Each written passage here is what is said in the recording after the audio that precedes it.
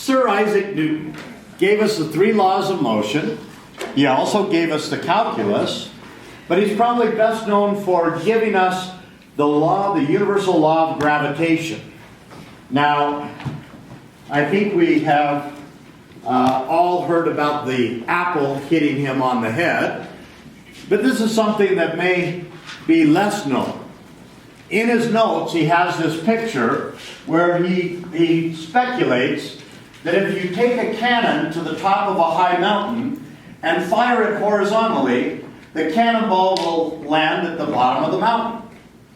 And if you fire that cannon faster, it'll land further from the bottom of the mountain.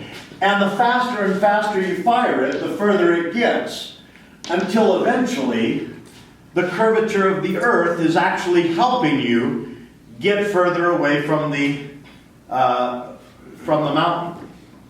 And he postulated that you should be able to fire the cannonball so fast that it would just keep on falling and falling and falling and missing the earth. And so what he speculated there was that things that are in orbit, for him that would be the moon, are just falling and missing the earth. Now the question is, how fast would something have to go to get into orbit like that? Well, it turns out if you go to the North Pole and you build yourself a diving board so that you can dive off of. If that diving board, this is the North Pole, if that diving board is 8 kilometers long, or 8,000 meters, the end of the diving board is going to be 5 meters above the surface of the earth. That drawing is clearly not drawn to scale. Now, if I drop something, it takes 1 second for that object to drop 5 meters. We can figure that out. When I release it from rest, it has 0 velocity in the y direction. After 1 second, it's going how fast? 9.8, let's call it 10.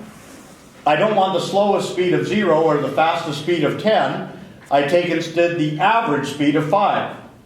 So on average during that first second, it goes 5 meters each second for 1 second. Now, what that means is that if I fire a cannonball with a velocity of 8 kilometers per second,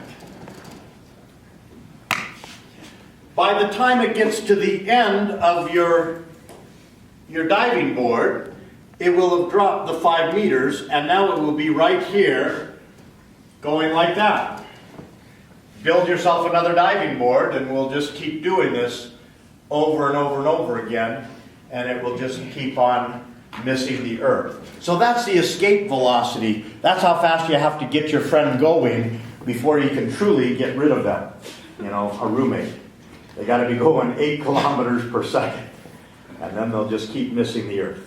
Okay? Now, Newton's genius was recognizing that the same force that was causing the apple to hit his head was causing the moon to fall and just keep missing the earth. And he compared the acceleration of those two, the apple and the moon, and he found that they were very different. He found that the acceleration of the apple, shouldn't surprise us, was 9.8 meters per second every second.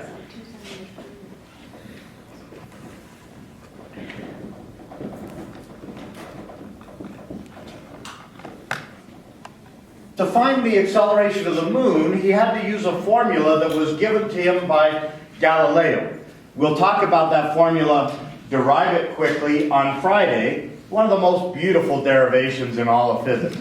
But again, Newton was born the very year that Galileo died, and he built his work on the work of Galileo. And by Galileo's formula, he found that the acceleration of the moon was 9.8 meters per second squared divided by 3,600. Much, much smaller. 3,600 times smaller. Now, Newton recognized that that could also be written as 9.8 meters per second over 60 squared. And that number was important to him because he knew that the distance from the center of the earth to the moon was 60 times as far as the distance from the center of the earth to the apple. And again, he knew that thanks to Galileo. Now, what that told him was, when you're further away, this gravitational pull gets weaker. But twice as far away isn't half as strong. It goes as a square. So twice as far away would be 4 times weaker. 3 times as far away would be 9 times weaker. And if you are 60 times as far away, it would be 60 squared times weaker.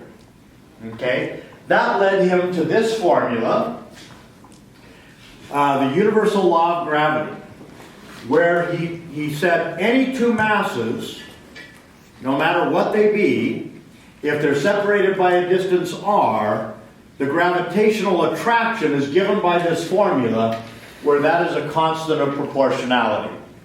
That is a constant of proportionality.